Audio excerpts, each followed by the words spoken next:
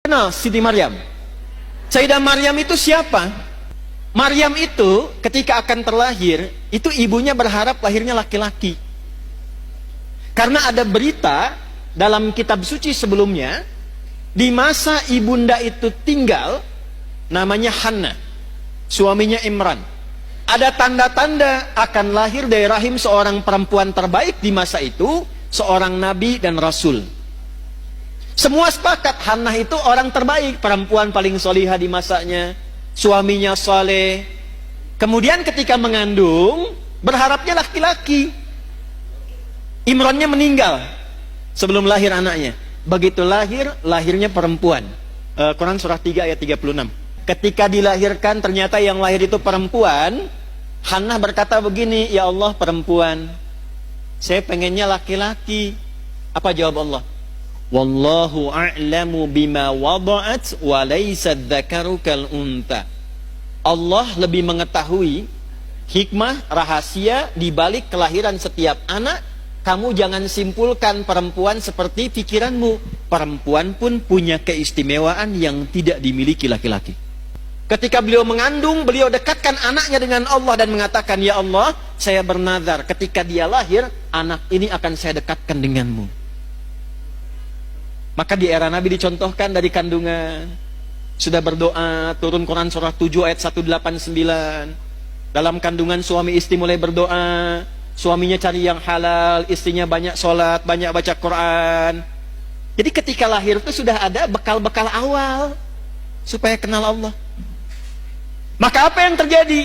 Begitu anaknya lahir, wa inni sammaituha Maryam, diberi nama sesuai harapannya. Nama itu penting, Bu. Maryam diantara maknanya, diantaranya sosok yang menjaga diri, sehingga dengan penjagaan itu ia selalu dekat dengan Allah. Maka dimintakan kepada pamannya yang seorang nabi namanya Zakaria untuk dibimbing anaknya, dibuatkan tempat namanya mihrab. Di tempat itulah dididik anak itu supaya meningkatkan takwa kepada Allah. Ibu lihat apa yang terjadi. Wa kafalaha Zakaria, perhatikan. Kullama dakhala 'alaiha Zakaria al-mihrab wajada 'indaha rizqa. Setiap Nabi Zakaria ingin memberikan kebutuhan Maryam, mau ngantarkan makanan, ngantarkan bebuahan, ngantarkan pakaian, sudah ada di mihrabnya Maryam, Bu. Mau ngantar buah, buahnya sudah ada. Kalau musim anggur ada anggur, wajar. Ini musim jeruk, bukan musim anggur, tapi ada anggur. Nanya, Zakaria tuh nanya, pamannya alaihissalam. Nanya ini untuk mengkonfirmasi ketakwaannya kepada Allah. Tahu, ini anugerah Allah tahu, tapi untuk menguji, saya ngajar dia berhasil nggak? Dia kenal Allah tidak? Maka ditanya oleh pamannya, ya Maryamu anna laki hadza. Maryam dari mana semua ini? Perhatikan jawabannya. Anak yang dikenalkan dengan Allah sejak dini, maka yang keluar di lisannya kalimat-kalimat yang menyucikan Allah. Subhanallah, alhamdulillah, Allahu Akbar. Maka apa yang keluar di lisan Maryam? Qalat huwa min indillah. Paman, semua ini anugerah Allah. Innallaha yarzuqu may yasha bighairi hisab.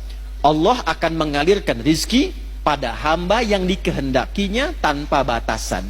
Siapa hamba yang dikehendaki di sini? Yang meningkatkan takwa.